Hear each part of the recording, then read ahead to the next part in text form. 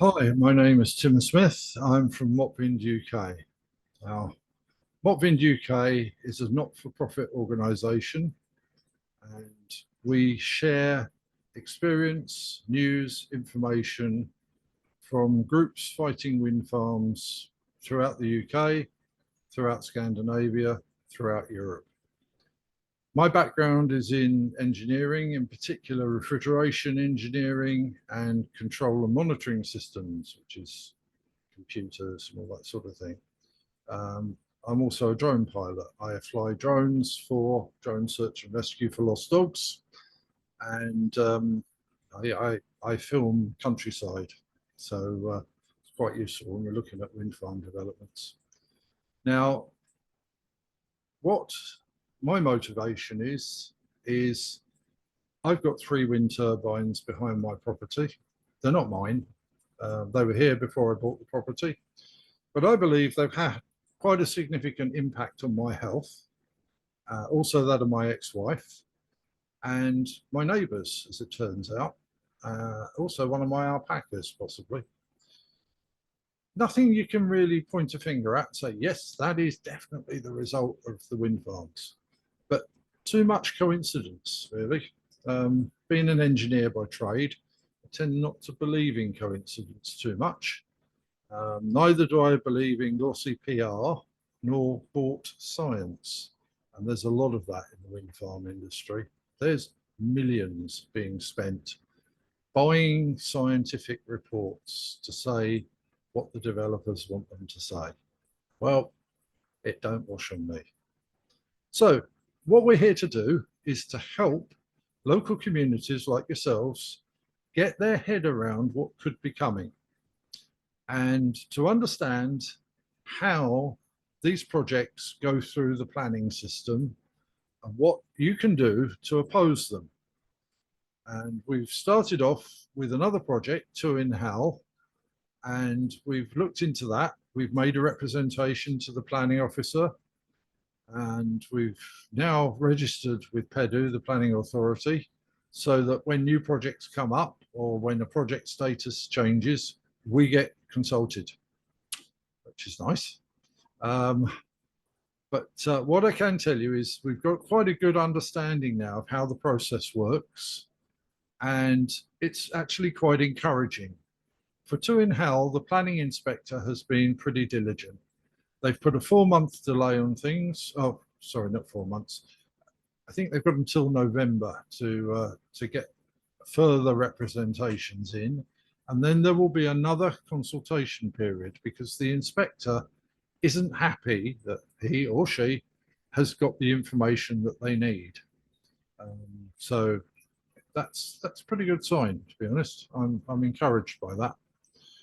So we'll take all that information and we'll use it for the Garwin wind farm when that gets a planning application. And we can use that information to help you with a wind farm development near you. The ultimate goal is to stop them. We'll stop them because they're no good. They're no good for the environment. They're no good for wildlife. They don't actually produce an awful lot of energy, and half the time they don't produce any. Or then if the wind blows too much, they produce too much and they have to be shut down, and the developer gets paid for that. So they will tell you they're not subsidized. They are. They're subsidized by what's called a contract for difference and a strike rate in that. Now, the reason why some of the offshore developments are being walked away from or not taken up is because the contract for difference, the strike rate that was agreed, doesn't add up anymore because of rising construction costs, or they can't get the parts they need, they can't source the turbines, whatever. But I firmly believe that this wind energy business is a nonsense. It's a scam. It's part of a much bigger scam, which is the so-called climate emergency. My own belief, the Earth is doing what it's done before and will do again. Yes, it's getting warm, but building wind farms ain't going to help. Solar panels ain't going to help. It's just, to think that you and I can impact the force of nature that's at work here is ludicrous. And let's put it into perspective. UK is responsible for 1%, less than 1%, I think it's 0.8% of the total CO2 content that's emitted in the world.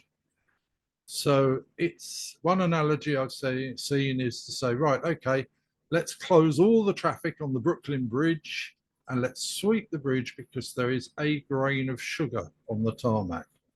Well, that grain of sugar is our contribution to CO2. And it's a nonsense. It's the biggest global scam I think the world has ever seen. But you might think that, you know, the climate emergency is genuine, and that's fine. That's everyone's entitled to their opinion. But what I can tell you is that building wind turbines will not stop the process, and neither will solar PV, because there will always be times when the wind doesn't blow and the sun doesn't shine. Oh, you think, well, we can have hydrogen, we can have batteries. Great, but not commercially viable. Basically, there's nobody doing it yet, and well, we'll see how that one pans out. But the information I've got suggests it's not going to be commercially viable. You're not going to get a backup energy system that can run for 3 weeks. And last year, November, December, that's about what we had. Very little wind, very little sunshine.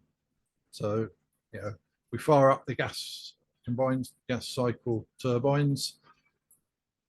We got to keep them. We got to keep them running. We're not using oil fired anymore.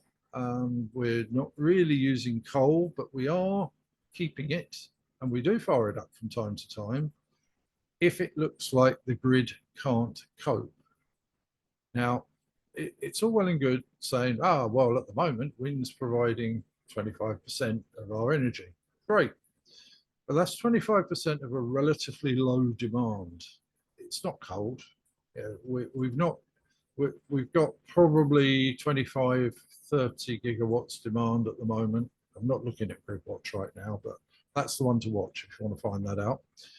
And yes, wind is contributing something, but gas-fired and nuclear are contributing quite a bit more.